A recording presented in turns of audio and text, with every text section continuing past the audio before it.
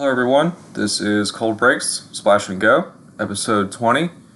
Today is Friday, August 2nd, 2024. Don't forget to watch until the end of the video to see the photo of the day. Today I wanted to talk about my first trip to Sebring, Florida. Every March, IMSA, the sanctioning body, holds a 12-hour race on the old World War II bomber training base in Central Florida. And the closest thing to the track is a private airport and the tiny small town of Sebring, and which is still like not close to the track.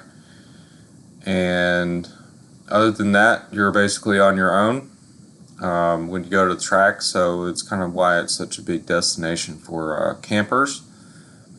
And it's kind of like a desert wasteland for spectators on foot who use free parking.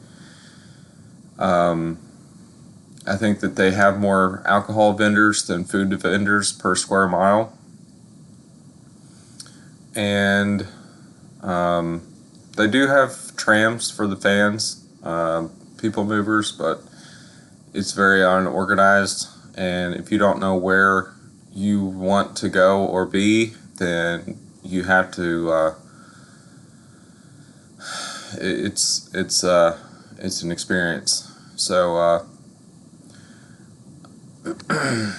the track still uses the original concrete runways, which are cracked and bumpy. And the track is completely flat, and even the sections of track that are paved are really bumpy. So the point, to the point where every lap, the cars are almost at a different place on track, which makes it kind of tricky when you're trying to get a specific photo at a specific spot. They aren't always there every lap.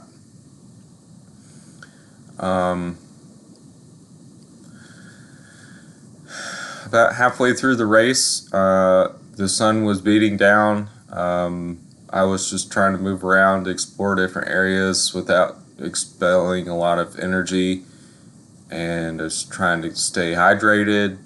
And it was a little touch and go there for a little bit. I wasn't sure if I was going to stay the whole race, but I stayed in the under the bridge near turn 4 for a while in the shade, and that was when Pipo Durrani sent his number 31 Cadillac GTP car into the wall at Mock Dammit. So it took a long time for them to clean that up, and so I just hung out there until the yellow was over, and then I walked over to the turn 2 grandstands and just hung out there while the sun was going down. And that's actually where I saw Connor Zilich spin at the exit of turn 1, and he saved it without going off the track, hitting a barrier, and he also wasn't hit by any other cars, which was amazing because he was stopped on track at one point after his spin, and that was a very pivotal moment for him in that race, because he would go on to win the 12 Hours of Sebring in class in the ERA Motorsport entry in the LMP2 car.